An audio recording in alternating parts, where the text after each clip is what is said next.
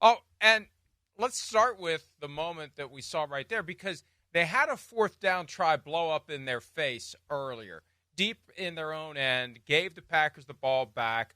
Part of this ping pong match that was going on with the lead changes. You've got, and this is the kind of clock management we didn't see last week from the Bears against the Lions or the Raiders against the Chiefs. You don't want to give Jordan Love the ball, but you have full presence of mind to understand what needs to be done. But that entails a risk. That entails a risk of giving him the ball back in a tie game and having to play defense and avoiding losing in regulation. They deliberately, calculatedly go for the first down, and disaster is narrowly avoided. As Jared Goff is falling down, he makes the handoff. It easily could have been a fumble. Hell, it could have been picked up and taken the other way. It is amazing. He is gutsy, at times reckless. I got texts from different people last night in and around the league, reckless, reckless, reckless, but it worked. Yeah, and I think I like the love and the belief that he has in his team. You start to think about it. It's real trust, and I just love the aggressive style. And that's something that the players welcome. And he wanted to keep his defense off the field. He wanted to keep his offense on the field. So going for it on fourth down, being aggressive, and showing that belief in his team, I think is key. But also what they're trying to do is they're trying to teach situational football, and it's forcing their team to react with all the decisions that they made. This is a tough physical football team, but this is a tough mental football team too, mentally tough football team, Mike. You make a great point, too. Keep the better unit on the field right now because the injury is racked, or the defense is racked with injury, or the injury is racked with defense.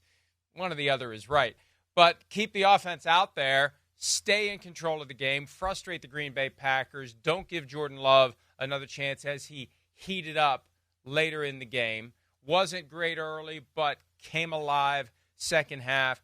Packers storm back from 10 points down, take the lead on the first two drives of the second half, thanks to a rare Mike, Jared Goff interception, except when he's thrown five of them, a rare Jared Goff interception. let's talk about Jordan Love and what I've seen from Jordan Love this year. I mean, I just think he's been really up and down. At times, it seems like he's even been really reckless. They need to kind of reel him back in because it just seems like when he's dropping back, everything he wants to justify his big contract. He's looking down the field deep. Forget about the little check downs, the little short intermediate passes. It's always like he's looking downfield for the big play. And I rather see Josh Jacobs carry the ball 25 times as opposed to seeing Jordan Love. And he's got to do a little bit more of this. He's got to use his athleticism. He's got to be able to move his legs and be able to get some first downs with these guys. And he is moving better than ever this year because he had the knee injury week one when you were down in Brazil to see the Packers and the Eagles. And he had the groin injury against the Jaguars. And I agree with you. I feel like whether it's justifying the contract or he wants to be firmly in the Brett Favre, Aaron Rodgers category, he's trying to do legendary things instead of the basic things. And the legends don't do legendary things all the time. They do basic things, and then in the biggest moments, they do something huge.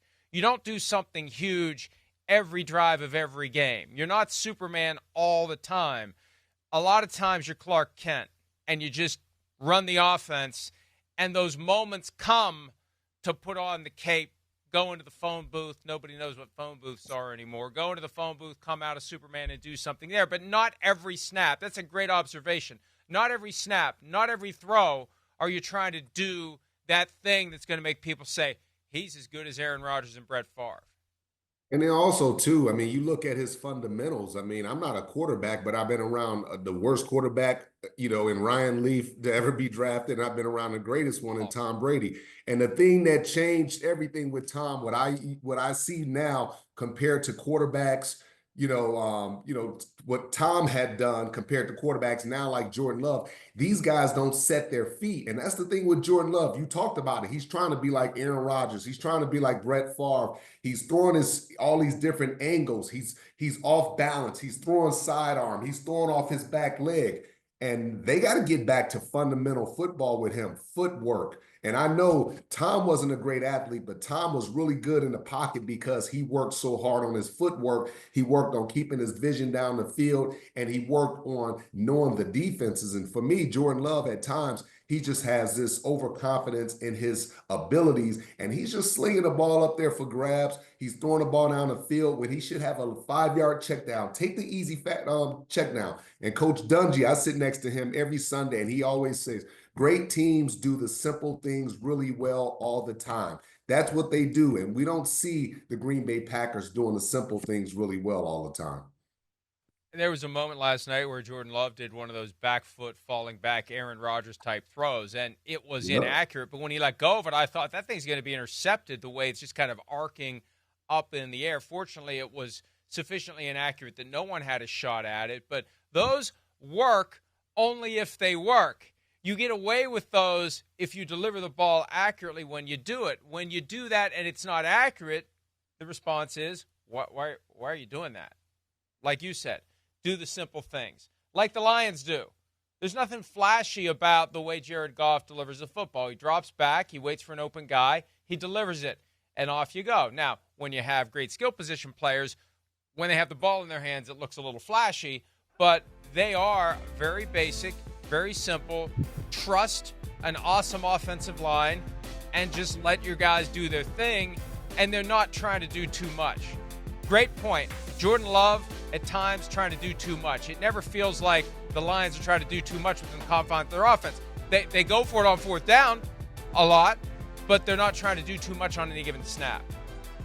Yeah, the thing that I've been really impressed with has been Jameson Williams.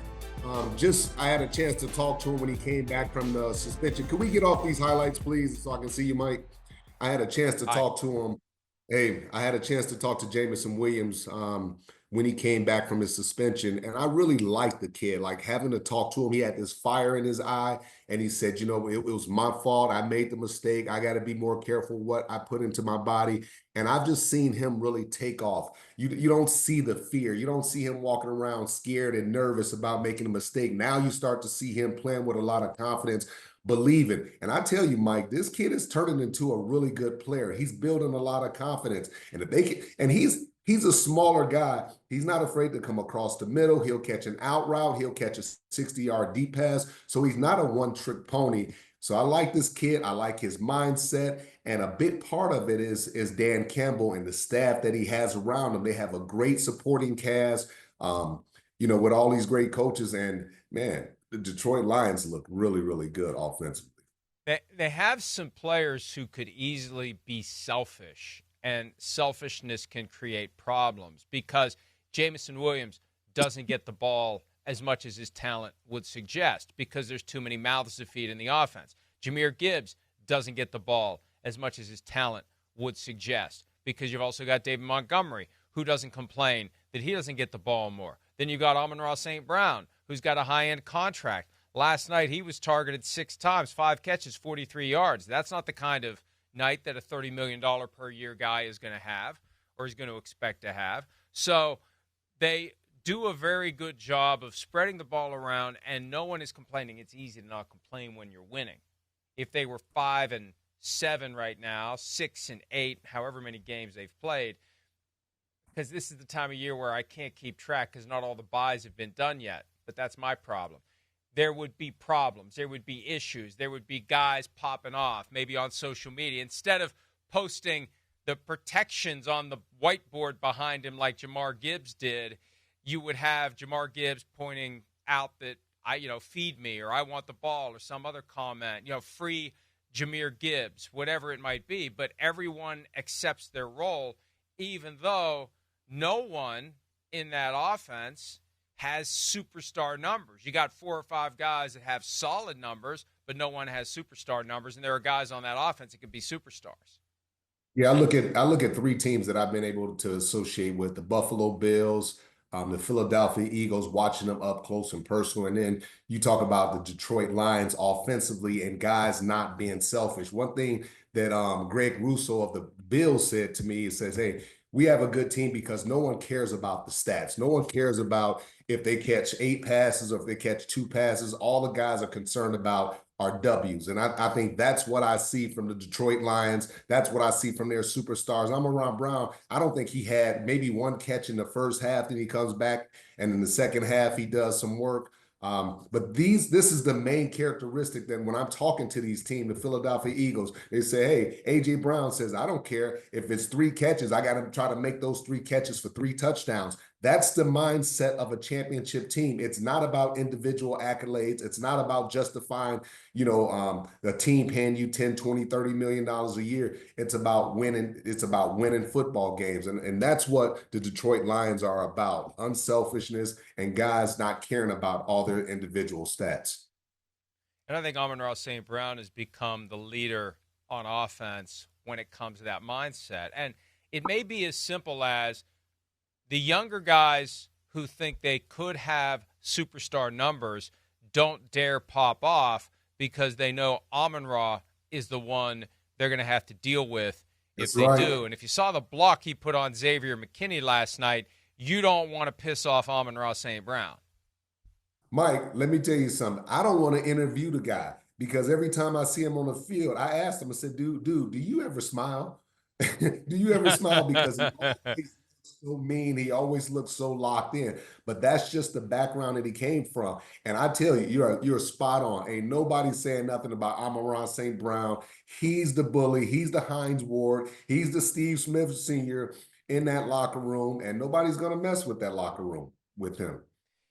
He's also had that mindset that was sharpened by how far down in the draft he was picked. He can rattle off the names of all the receivers taken in front of him.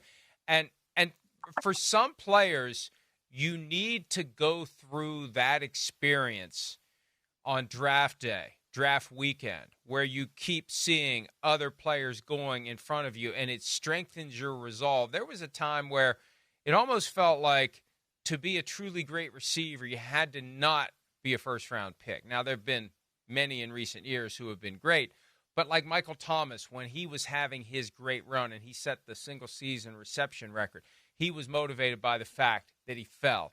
You fall, and it lights a fire. And for Amon-Ra St. Brown, I think the fire was already there. This was pouring jet fuel all over it, and this guy has a level of obsession that Dan Campbell and the coaching staff have tapped into, and they've managed to spread it. It's one thing for one guy to have it. They've managed to spread that and make that the focal point of their attitude. It's in their DNA. They bring it every week. They're pissed off every week, and they want to blow you out every week. They haven't been successful a lot in blowing people out. Some teams, yes. Last night could have been, but it's just this unrelenting desire each and every week that they're going to come out there and they're going to stick it to you. And it starts with him, but it has infected the rest of the team in a good way. Like the one thing I see when I see the Lions, and we talk about in the injuries on the defensive side of the ball, just period. But they're still playing with a fire. They're still playing with a desire. They're still flying around. It doesn't matter who you bring in, Zadarius Smith, Jamal Adams, Quan Alexander. These veteran players, they come in here, and Aaron Glenn is saying, hey, look, I know you don't know. We don't have to play 1,000 different coverages, but I need everyone getting to the football. We're going to be aggressive tonight. We're going to go after Jordan Love. Make sure that you communicate and do all the little things. And that's what I saw. I saw a very aggressive defense. And when I look at Aaron Glenn, he's grown as a defensive coordinator. And the biggest reason why he's grown, Mike, is because they finally got some players where he can play man-to-man coverage. He can switch up his coverages. He's not afraid to go a 6-man blitz and then have his guys lock up on the outside because he has such confidence. And when you have the ability, because you have certain players, you can do things, then it really opens up the playbook for you. And that's why I think you've seen him grow and you've seen his personality come out a lot more on the defensive side of the ball. And bringing in new guys, plugging them in on the fly, changing the tire on a moving car with all those injuries. 13 guys on injured reserve, 3 more guys who were out last night. Quan Alexander basically just showed up. Jamal Adams signs to the practice squad on Sunday and starts on Thursday night. Zadarius Smith wanted to go to the Lions because he's played for the Packers and the Vikings, and he's got a little extra something for those teams. And you saw he was happy last night. He got a sack on the first snap. I thought he was going to have one of those Reggie White nights. He was so driven early on. The Packers did a good job of keeping him from completely wrecking the game. but they have guys that want to go out there. They play together. No one wants the spotlight. They understand that the team is the spotlight. It's easier if you're winning, though. The teams you've mentioned, the Bills, the Eagles, 10-2, 10-2, 12-1, you're winning, so everyone buys in. Everyone has a program. Every coach has an idea. It only works if you win, because then all the stuff the coach says comes to fruition. So I think it is a lot easier to hold guys together when you keep stacking W's. If you're not, that's when it becomes a real challenge for a coach to keep everyone on the same page. It's like, hey, coach, it's not working. Absolutely. And I had so many people call, text me and say, hey, man, why did they sign Quan Alexander? Why Jamal Adams? I said, these guys are hungry. They're passionate. They're good football players. I mean, and you think about Jamal Adams. Jamal Adams once had 9.5 sacks in a year as a safety. And you talk about pass rush. He's a guy that can be included in that pass rush. He's an excellent big hitter. I mean, excellent blitzer. He's a big hitter. So I like these moves, getting guys that are hungry, guys that have had success. They've already made a lot of money. They just want to latch on to a really good team and win football games. Yeah, and Jamal Adams, I said this yesterday, it was a risky move for the Lions because he's been a malcontent with the Jets.